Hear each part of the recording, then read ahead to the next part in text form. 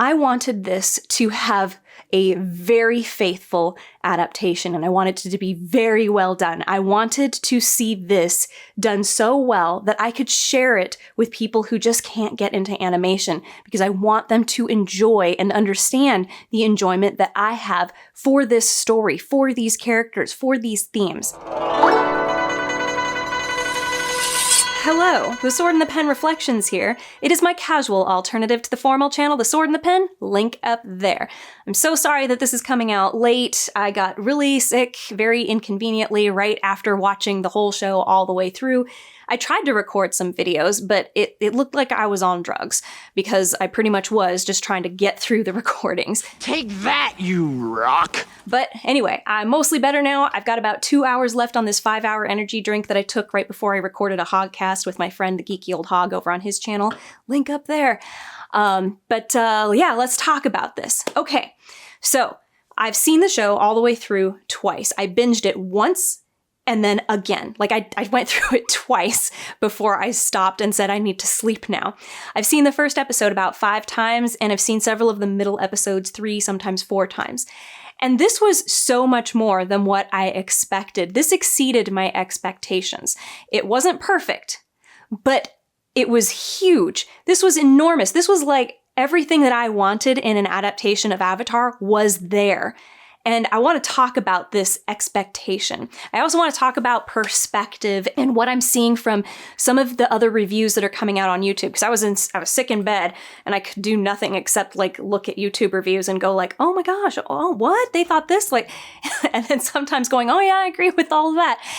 And it was an interesting experience. And there's something that seems to be missing in the conversations about Avatar, but that I feel like are being hinted at. And I thought this would maybe be an opportunity for me to talk about mostly that kind of stuff, because my review is essentially similar to what other people's are. This was spectacular in so many ways, but there were some ways that it really needs some help. And I feel like for season 2, we need to fix these little things or it's not going to pan out well for the series as a whole. We want to see that it improves. We don't want to see that it stays stagnant. And I think that the people who are making this show want that too. And I think that this is totally doable. Okay, the first perspective I want to talk about is this is not a movie. This is a TV show. For a TV show, I could not have been more impressed. Like, there were so many moments in sitting on my couch where I was like, I should have been in a movie theater watching this, especially that finale. That finale was good enough for a movie theater. So Avatar cost roughly $15 million per episode to make. That's the same as Game of Thrones the last couple seasons. Now, they were creating a world in Avatar from scratch. They had nothing. They had a piece of paper before they started Avatar. Game of Thrones, by the final 2 seasons, they had a lot of the stuff that they had. This was also extremely visual effects heavy, Avatar was, whereas Game of Thrones, there were a few major epic scenes that required lots of visual effects, but it's nowhere near the visual effects per minute that we had in Avatar. Also, remember, inflation is a thing. Like, we've gone through COVID and all the inflation that has come with that. We've done that. So this should have cost a lot more to look as good as it did, but it didn't, because I feel like every dollar was being spent on making sure that it's dedicated especially towards making this look good. It looked so good. From the background art to the way the bending looks, the creatures, the sets were so alive. The costumes, shout out to the costume department. I love you guys. I mean, they did such a good job of making these things feel so alive and real that you just can't get past that without saying, yeah, that was impressive. So there's one comparison for you to make. Another is this. The budget for the entirety of Avatar was $120-ish million, right? Now, that's like a super low budget Marvel movie, okay? And we would say, okay, you know, maybe the visual effects are around the same per minute, right? So somebody pointed out that this is an unfair comparison, and I have to agree, but I haven't been able to go do the research on these other Marvel movies to make the minute-by-minute comparison. But Thor: Love and Thunder was twice as expensive to make, but it was a quarter of the minutes. It was, you know, it was 2 hours-ish, whereas Avatar is 8 hours-ish. Thor Love and Thunder, after watching that, I had around the same number of complaints over the whole movie about the visual effects and just most things in general as I had for the entirety of the 8 hours of Avatar: The Last Airbender. That is really impressive. For every 1 minute of Thor Love and Thunder, it costs 3.5 times, almost 3.5 times, as much as every 1 minute of Avatar. This is a very impressive production, and it felt huge. Like, that finale in Avatar was easily just as epic as some of the finales that we got in Game of Thrones. Like, the attack on the city, I would say, is pretty close to that. The one where Daenerys, went bonkers and blew up the city. Not the battle at Winterfell. I would say the battle at Winterfell was pretty dang epic, and it should have happened after the attack on King's Landing, I'm just saying. Anyway, back to Avatar. The Legacy Studios must be watching this show going, how'd they do that? For a TV show, this might have been one of the most epic fantasies I've seen since Game of Thrones. As a matter of fact, I think it is the epic fantasy that I have seen, the best epic fantasy that I've seen since Game of Thrones. So I cannot applaud the production more for making this a visual treat for everybody.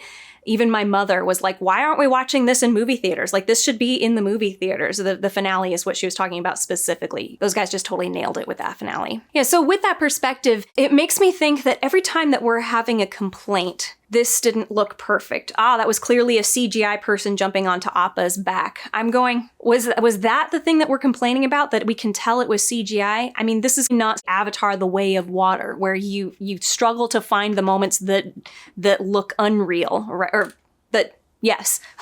You struggle to find the moment. I could only think of one shot in the entire movie, Avatar: The Way of Water, that I was like, oh, we're watching a CGI movie. Everything else had me totally convinced it was real. And I think that might be where our perspective is coming from at this point. We expect that because we see it on a TV now, it should be as good as that. It's never going to be as good as that. Anybody who's complaining about the bending not looking great, I'm not seeing it.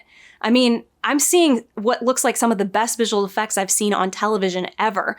So I don't know what the complaint is here. Okay, and complaining about something being not perfect is not the same as complaining about something being bad. And I'm sorry, I'm just not seeing bad. Even what I considered one of the worst shots, which was it was Aang and Katara, I think it was Aang and Katara, jumping up onto Appa's back from one of the ships in the finale. I was like, oh, I can tell that that's special effects. But even that looked like easily as good as the visual effects, some of the visual effects we saw in like Thor Love and Thunder. I was like, it looks the same. It's like the same exact level of not perfection, So to me, it was really impressive. And I'm not saying this to say, oh, the special effects were terrible, like the terrible visual effects. I'm literally saying that the worst special effects that I saw were on par with the worst special effects I've seen in some really huge budget productions. Okay, the next perspective is the perspective of a newbie versus the perspective of somebody who has seen Avatar: The Last Airbender, the animated series. Now, I'm coming from the latter. I have seen the series a million times. I could probably quote the entire thing to you right now, but I won't because that's weird. So I was watching this show, the adaptation, and every time we got through a scene and something from the original was left out, a little note was popping up in the back of my head going, oh, they left this thing out. Oh, they left this thing out. Oh, that thing didn't happen. Which is automatically a negative feeling like something wasn't included. Now, do I agree with all the things that were left out?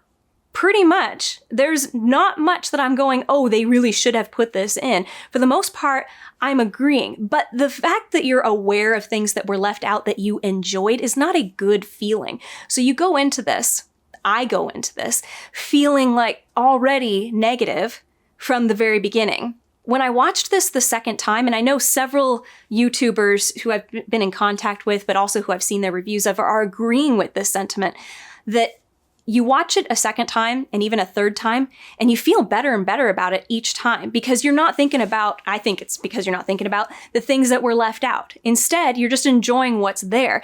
Because when you're thinking about the things that are left out, it's a negative feeling to start. But when you watch it and you know this isn't going to be in there, you don't have that expectation or hope that it's going to be there and then the disappointment that comes with it not being there. You're just seeing what's there, you know what's going to be there, and relishing in that.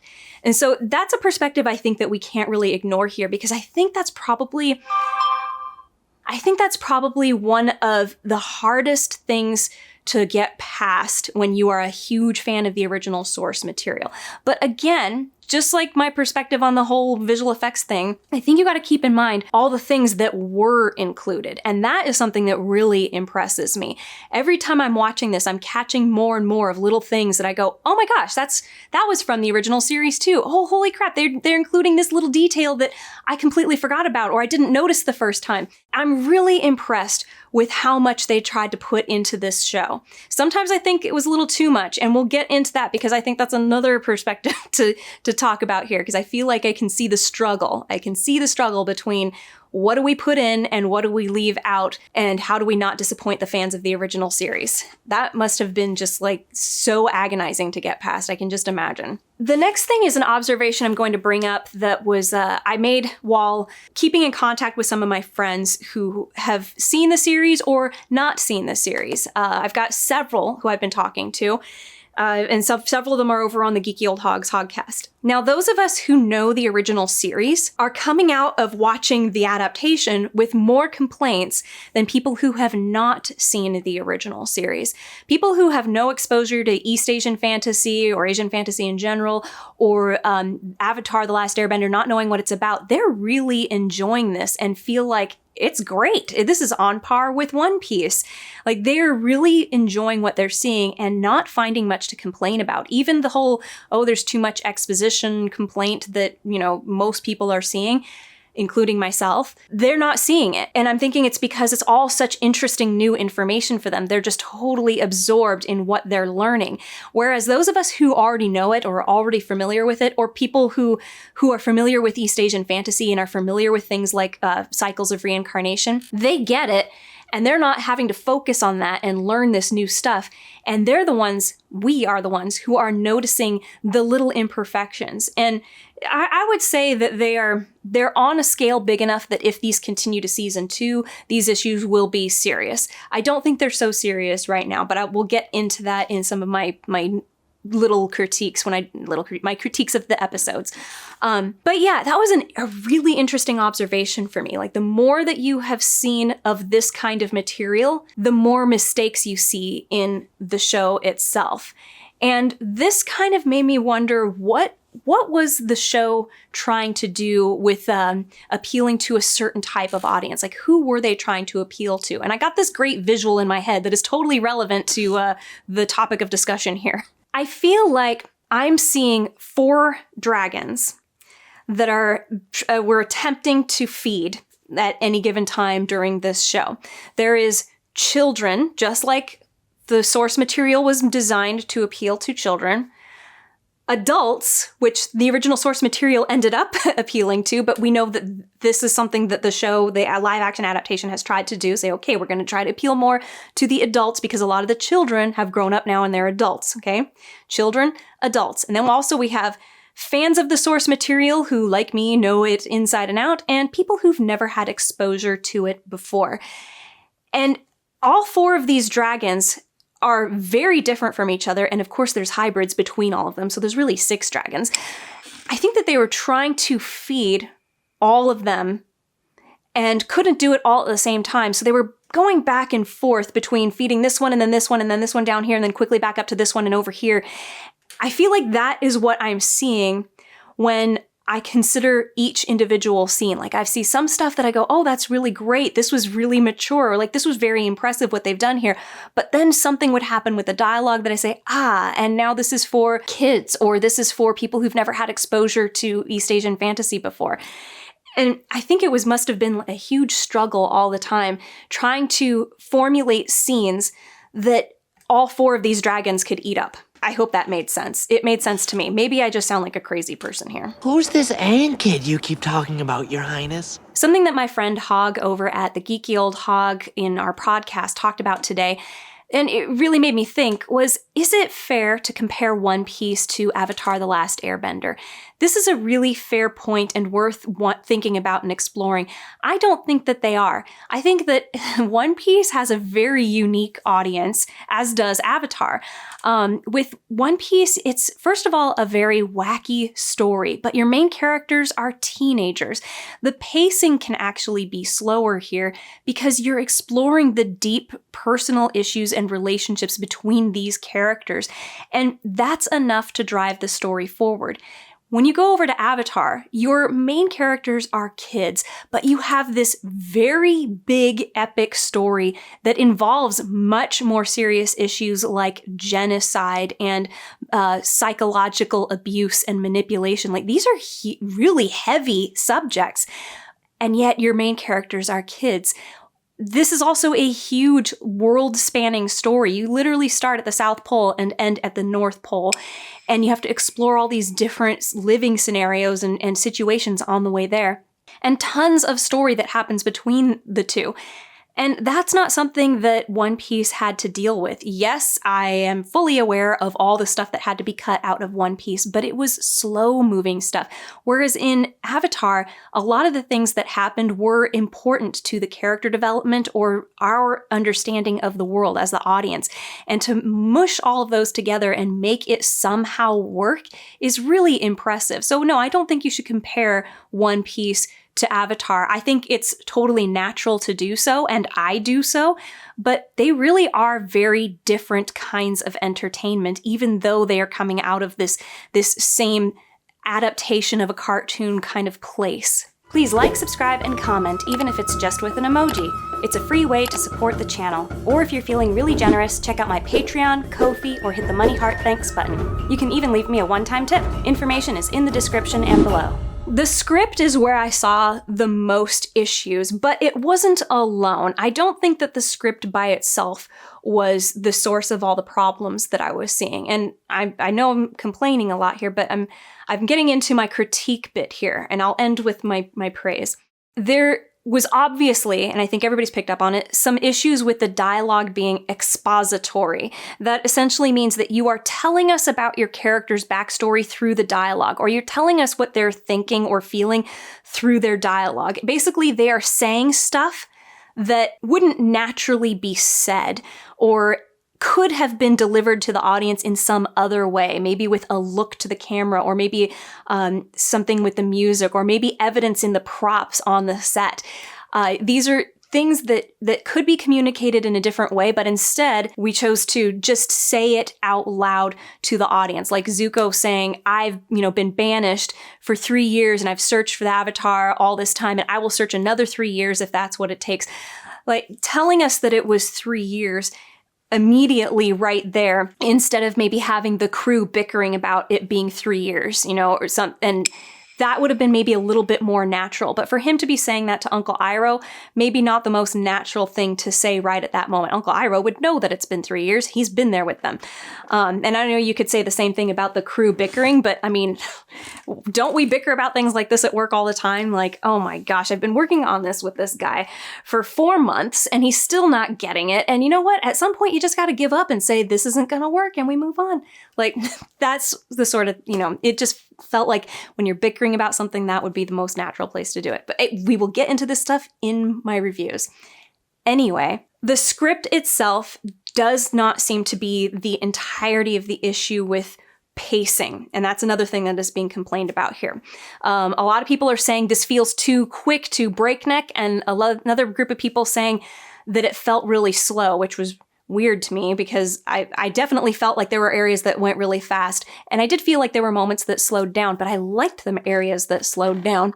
This pacing issue is something that I'm seeing scene by scene, where like this scene will be really fast, this scene will be nice and slow, this scene will be really fast, but I'm also seeing it in the dialogue itself. And for the most part, in the dialogue, I'm seeing stuff that's too fast. And I don't mean too fast in that the actors are speeding through their lines, except for maybe Gordon Cormier and Gao and Theo, but they're young. They're just rushing through their lines a little bit. I think the Avatarist mentioned this in his video too. And yeah, it's pretty obvious that they rush through their lines a bit, but that's a kid thing. They'll grow out of it. They'll learn how to articulate better and it'll be fine. I'm not worried about them. They're great actors. They're going to be fine with this. The pacing between lines is unnatural, and I couldn't decide if this is a director thing or an editor thing, because sometimes I was seeing actors deliver each line beautifully, like exactly how it should be delivered, but the space between those deliveries was non-existent. It was like this line, and then they would change to the next tone for the next line, and then change to the next tone for the next line. And sometimes I saw where it was like, okay, these two lines were delivered one right after another, and it was a single take. But for the most part, I'm seeing a line is given, and then a cut, and another line is given. As in, there may have been a pause there when they filmed that would have felt very natural, but they decided to, nope, no pause. So that could be a directing thing, like where the director is telling everybody to don't pause between your lines, keep them going. Like go ahead and keep delivering them the way that you're delivering them, but cut out the space in between. Or if it's somebody in the editing room chopping those seconds out. Either way, I feel like not chopping those seconds out, not telling the actors to do this, whichever one it is, I think don't do that. I think let the space between the lines breathe a bit and it would feel more natural. Even the lines that are expository would actually feel more natural with those pauses in between, because people do sometimes say things out loud about how they think or what they're feeling or what's going on. But to just say it one line after another makes it feel rehearsed. And that does not feel natural. A good example of this would be in the first episode, we have Aang giving his monologue to Appa.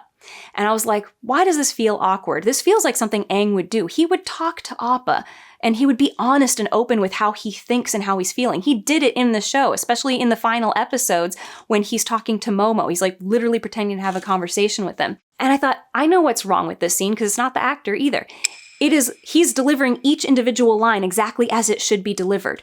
But we needed more space between these lines, and that's not the actor's fault. I think this is either the director or the editor's fault. Like somebody should have stepped in. I don't know what the raw footage looked like if there was more space there to begin with. But somebody should have said to the young actor, between your lines, go ahead and build yourself up to that moment. And he could do it. You can see that this kid can handle this. He can make this work. It is so lovely to be on a silent journey with an actor who can carry us, and he can carry us. I would like to see this happen with a lot of these scenes where it's not even the dialogue, it is the space between the dialogue. And then you can supplement some of that space by cutting a few lines. In that particular one, I didn't think you really needed to cut anything. Like literally just a few more seconds of time would have helped that scene a lot. But other scenes, it would have helped more. And I'll get into that in my nitty-gritty episodic reviews. So overall, I think that each episode could have benefited from just a few extra minutes of time. And some of it's going to be cutting out a couple of lines. Some of it's going to be changing a little bit of lines. But a lot of it is also going to be allowing scenes with dialogue to have a little bit more breathing room, literal breathing room between the lines. And as for the scene-by-scene pacing, I think that's something that has to be tackled scene by scene. But it was my friend Taters over on the Geeky Ol Hog Hogcast up there, I think I already pointed to it, who pointed out that there were some scenes that felt really nice and you felt like you could go with your characters and sort of relish in the moment. And then suddenly it'd be really quick. They would be like racing towards something. And that was a bit jarring. And I'll agree. And I don't mean that action implies that something is happening. For instance, the fight between Zuko and Aang in Omashu, that is technically lots of stuff happening, but it's not a lot in the story that's happening. It is literally just two guys fighting, and then they have a bit of dialogue about the journal, right? That's not a lot going on, but it took up a lot of minutes, and well, not a lot of minutes, but it took up time. And it felt nice. It felt nice because it wasn't rushing through plot or what our characters are thinking and feeling. It just let us enjoy these two characters interacting for a short time. And it was fun. It was a really fun fight. I think that this whole project, looking at it from my distant perspective, feels like it's overworked. And that has to do with the dragons, trying to figure out which one to feed. It has to do with the dialogue being as it was. It has to do with the pacing even being as it was. I just get the impression that this is a project that they worked the hell out of every single scene, trying to make everything do something. There was literally not a second wasted in this entire show. And that is something actually I forgot to point out in the faithfulness. They didn't add a single thing that we didn't know was happening off screen in the original material, which is so nice. That's a big complaint that I have personally with adaptations, is they're adding stuff that has nothing to do with the themes and plots that are supposed to be the focus. You can tell that somebody just wanted to do something creatively, like a fan fiction, like, I want to do this, and then they add it in and it just feels like, oh, this doesn't match what's going on, and now it's screwed up everything else. They didn't do that once. Every single thing that was added either honored the source material or took place off screen in the source material, which is really nice. And this is to me is a huge sign of the respect for the original source material. There was not an attempt to put their own thing in there. It was literally, if we have to put something in, it better be something that already existed. So I really hope that's what we see continuing forward. But back to what I was talking about before. Oh yeah, overworked. It does feel like every single moment was purposeful. Every single moment was purposeful. And that does give the impression of feeling like, oh my gosh, you've worked the hell out of this script. You've worked the hell out of the editing. You've worked the hell out of the directing. Like, you've really exhausted this material. And like, when I get a manuscript that feels the way this show felt, I usually want to tell my author one of two things. Either take a break, go do something else for a few months, and then come back, because then you will see the same things that I'm seeing and you'll be able to smooth out the rough edges. You'll see where it's too fast and you'll be like, oh, let's stretch this out a bit. You'll see the bits where something doesn't quite make sense, and because your creative juices were flowing on some other beach, you'll be able to come back to this one and go, oh, I know a solution now. It's a weird thing that happens when you take a break as a creator from your material and then come back to it later and say, okay, let's look at this again. You have a fresh perspective. The other alternative is to pull a third party in. So get somebody who's not involved in this production. Like I would have said, if I had any say over what was going on here, I'd be like, you know what you should do? You should pull in a writer from a completely different source. Pull in somebody from like the One Piece writers, or maybe somebody who has nothing to do with this particular genre. Like maybe somebody from a much more adult show that has some time. Look over our script for us and just take a look at it and tell us where we're doing something that sticks out as awkward or wrong or whatever. And then they bring in some fresh ideas. They don't have to rewrite it, but they can be the ones to point out where it needs some help. And then it goes, oh, thank you so much. Like having somebody who wasn't so bound to all the decisions of why we did certain things, helping us understand things that aren't working, like this is really, really helpful. So that would have been another suggestion there. The other suggestion, did I already give two? I think I've already given two. So that was it then. I just had two suggestions. That's it. But yeah, just one more pass over the whole, I think would have smoothed out a lot of this stuff. Savage Books already put out a video doing literally exactly what I was going to suggest doing. But he's right. You should go watch his video right there. If I can't put like a bunch of videos up there, then they'll be in the description. He pointed out some dialogue in the opening scenes with Aang and Monk Gyatso, where he literally just tweaked how things were said. And it turned it from feeling like, I'm going to tell you about what's been going on for the past, several months up here in the mountains. And it turned into, this is the second half of a conversation that's been going on for a long time, but you as the audience who has no idea what's going on can actually follow what I'm saying.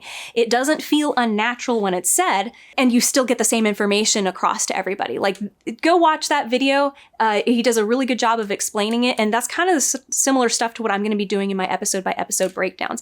But those are the kind of changes that I'm thinking would really smooth out this script. I literally think, and this is actually true for the editing too, one pass over the script and over the final editing, and I feel like a lot of these rough areas would be smoothed out, and there'd be much fewer complaints, or far fewer complaints than we're seeing right now.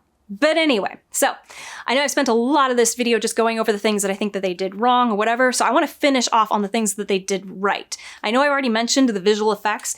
I don't think you can get a TV show with visual effects like this easily, and they did it. You can really tell that the intention was to show audiences that this is epic in scale, and this is not going to be like any other fantasy that you have seen, especially one that is accessible to young adults and children. Like, this is going to be the biggest, best thing that you have seen. They did it.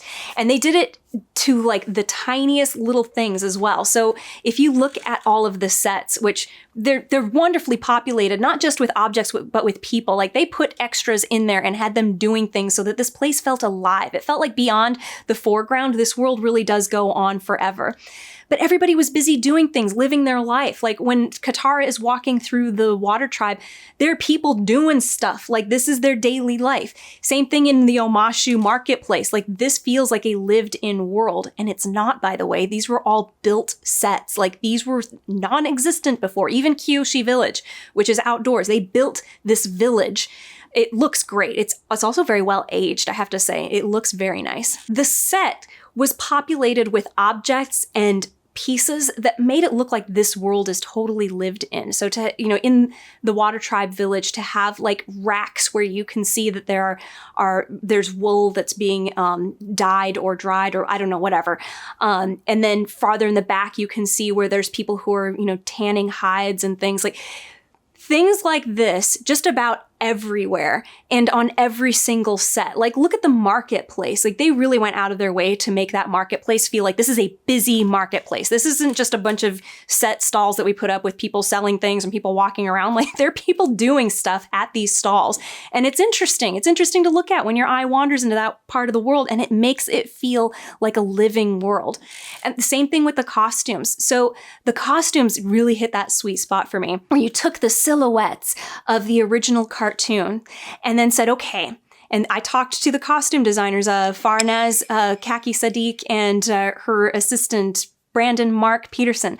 And they did a lot of research into the cultural inspirations for each of these group costumes, like the Inuit inspirations for the parkas and things that you saw the Water Tribe people wearing. Every little thing was done with such attention to detail, saying, how could we make this feel alive? Like this is a piece of cultural clothing, maybe things that have been passed down over the generations, to give it that lifelike feel. So it doesn't just feel like, a cosplay costume. Like all the parkas were made out of leather and suede. If you watch Gran, only if you pause and really look, can you see that this is custom embossed leather so that it has like intricate Water Tribe designs all over it. And that's the detail that's put in is so tiny and meticulous and done so that you can only see it if you look for it. I just appreciate the attention to detail so much. And it's everywhere. It is literally in every stitch of the costumes in this show. It is literally in every corner of the sets in this show. There was so much attention put into the little details to make this place feel alive. And I personally just love it and appreciate it so much. I question anybody who looks at this and says it looks terrible. I'm like, I don't know what movie you were watching, but I was watching something that really should have been a movie. The acting was so much better than what I thought it was going to be. I know I said it in my earlier video. I was afraid that the kids weren't going to be great. They are great all the way through to the end. I know I've heard some people saying like, oh, I saw some wooden performances. And again, watching it again and again, and my awareness of how writing and what the script says exactly can affect a performance, I really do think that most of the woodenness that we're seeing isn't on the fault of the actors. I think a lot of it is in the script and the pacing of either the editing or the directing. Again, it's hard to tell the difference between editing and directing. It might actually be a combination of both. I'm not really sure. But I didn't see a single line that made me like super cringe. I mean, there were a couple that I was like, that didn't feel natural. But again, I go, was it because of the line? Was it because of the timing? And usually it's one of those things. So that's not a performance thing. That is literally an out of the actor's control sort of thing. I really enjoyed everybody. And Paul Sun-Hyung Lee, I gotta say, really blew me away as Uncle Iroh. I mean, I know that he's an Emmy Award-winning actor. I was so lucky to get to meet him at the after party that I went to, and I may have made an ass of myself because I had this like premeditated speech, and I was like, I'm gonna tell every actor who asks me what the fans want, I'm just gonna tell them, you better be grateful for the role that you have. You can see the love there, and the performance of that funeral scene and coming back and seeing Zuko, joining Zuko on his ship at the end of that episode. Oh my gosh, that just kills me. Like, I can't even watch that on mute and not get teared up. So beautiful performances there. And all the kids, all of them, including Elizabeth Yu as Azula. I thought that her performance was so subtle and so lovely. I really, really enjoyed it. I didn't think putting humanity into the Azula character this early, like going into it, I was like, I don't know about this, but it worked. It worked very well, and I loved her performance. I thought it was fantastic. And who isn't impressed with Daniel Day-Kim? I'm impressed. Putting all of that other stuff aside, no, his performance was great. I thought that they were trying to humanize him a little bit too much, but in the end, I was like, nope, I think they got it. They hit the sweet spot where this is clearly a corrupt person who has a twisted idea of what love is. And that's a very realistic thing that happens in life, where somebody does something out of love, but it is such a perversion of love that it is a horrible thing to do to somebody else. And I thought that's what I saw here, and I really liked it. I hope that there's no redemption for this character coming up. I think that would undermine the whole purpose of trying to overthrow him. It would make it feel more conflicted than it needs to be. We need Zuko to be the redemption of the Fire Nation, not Ozai. I think we could have pity for him, but pity that's like kind of like what we had with Azula. Like, there's nothing else we can do for you, man. You just got to be locked up. Sorry. And I think I've already sung my praises for the actors who played Zuko and Sokka and Katara and Aang. They're fantastic. No complaints about any of them. Okay, faithfulness. Faithfulness, I thought it was great. I thought that the world building, they really nailed that. I think that was going to be a tough one to satisfy everybody with, but I think that they did it.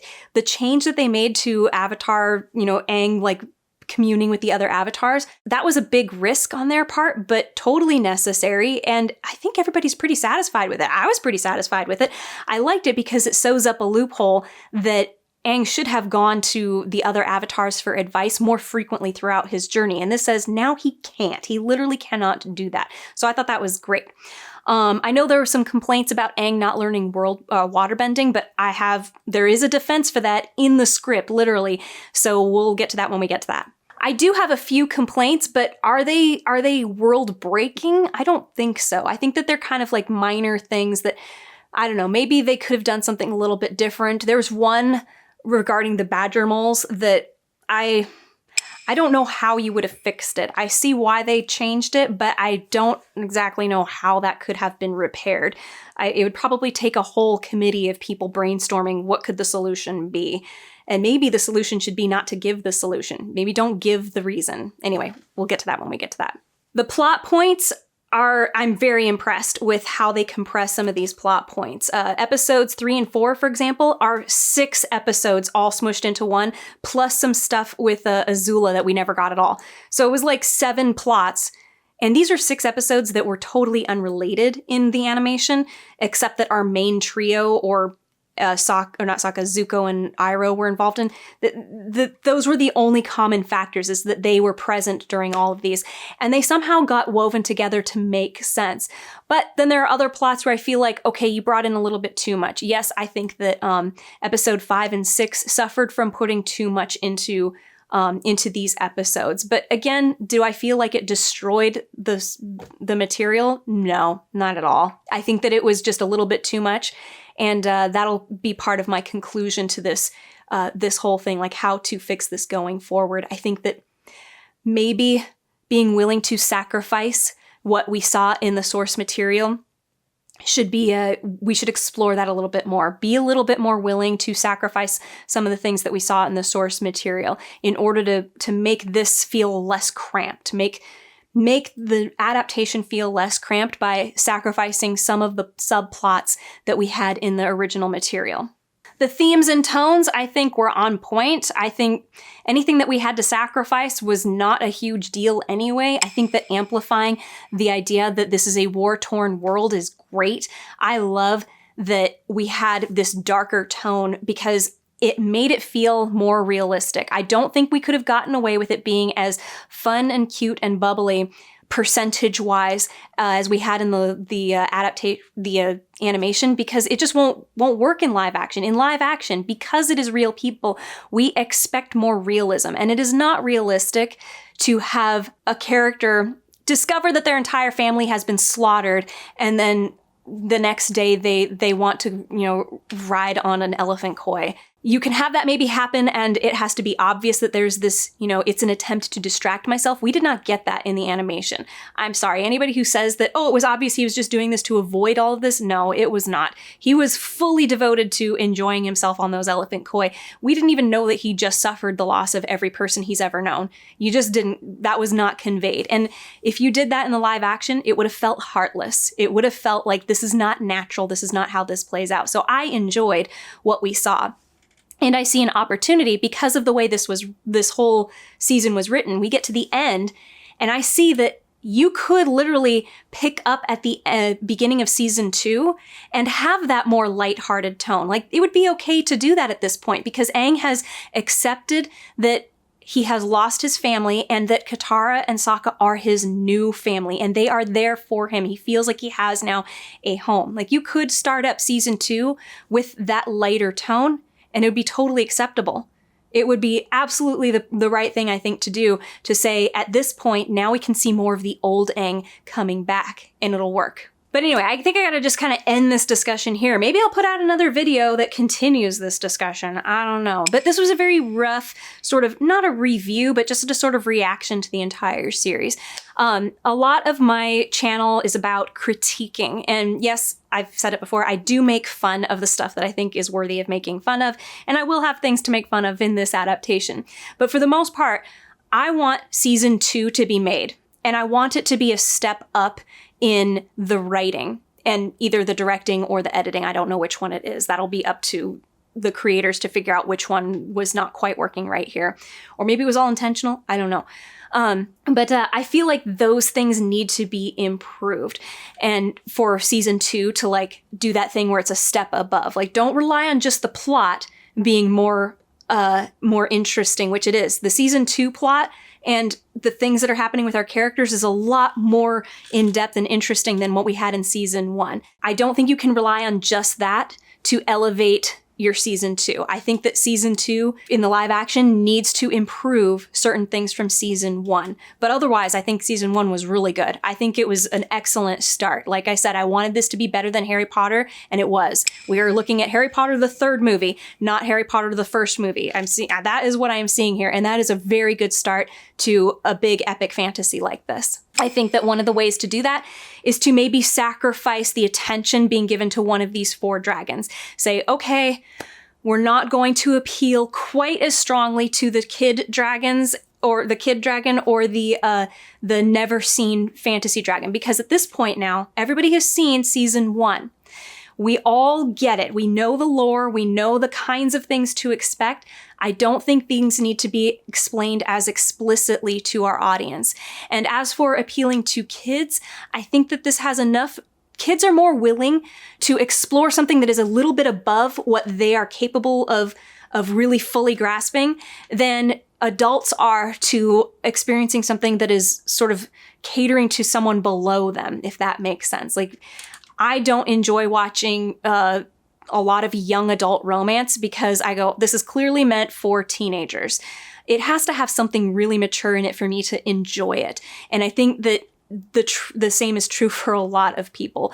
Let's cater more to the, to not adults, but like teens age, and also people who know the material. Like, don't worry so much about explaining stuff. I think that's really important moving forward, and it'll smooth out a lot of the rough edges that we're seeing in the script and whatnot. But yeah, I really enjoyed this, and I definitely want that season 2. And apparently Netflix pays attention to the 2 thumbs up on the Netflix app. I always thought it was just 1 thumb, like I thought it was like the like button, but no, when you click on it, you see there's actually a 2 thumbs up thing. So I have to go and give it 2 thumbs, including a bunch of other shows that I've only given 1 thumb because I didn't know there was a second thumb option.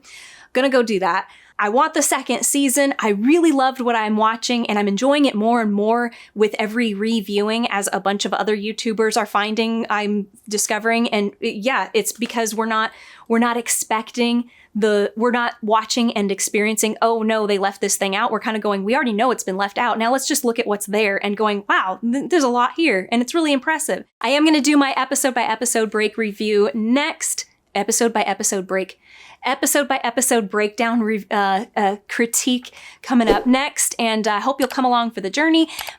Please like, subscribe, hit the bell for notifications. If you're feeling super generous, check out my Patreon or Ko-fi, or hit the money heart thanks button down below. That's pretty much the only way I make money on YouTube is through the patrons.